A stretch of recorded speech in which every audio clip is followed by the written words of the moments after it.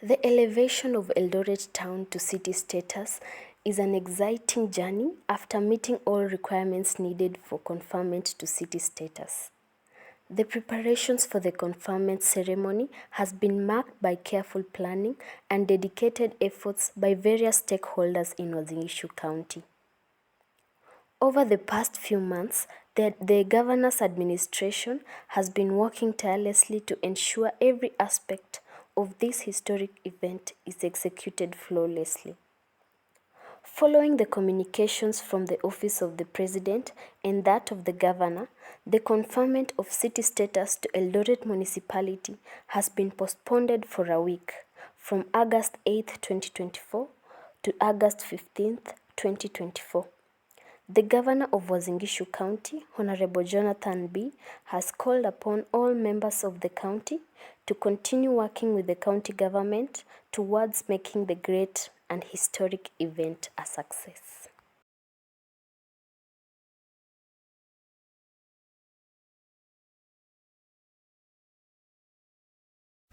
The team from Uasin Gishu County Government, we have the team from LOAS, being led by the chairman, and we also have the Kasafan team, the Kas Media Group, with the CEO around here. But what I'm calling is a different thing. Good morning.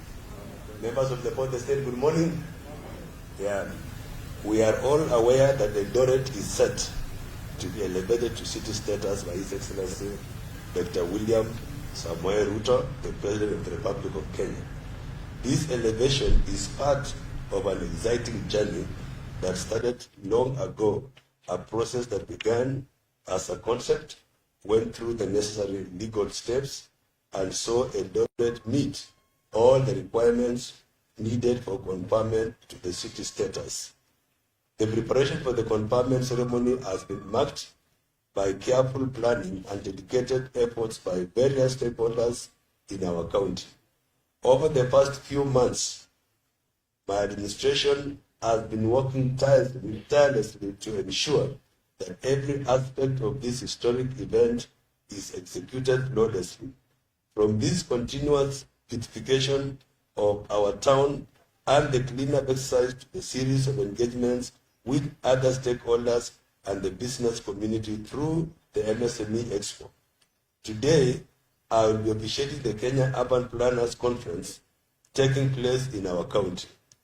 Tomorrow, the Sisibo Cultural Festival will be held at Central Grounds near the County Service Center. I take this opportunity to welcome all of you to celebrate our cultural heritage. With over 100 years of feeding the nation, Eldoret is known as the Farmers' City. And as part of the build-up activities this week, we will also have an Eldoret City Farmers' Day, where all our farmers from wherever will come with their farm implements, tools, tractors, and the rest to showcase that they are real farmers and they are really at this nation.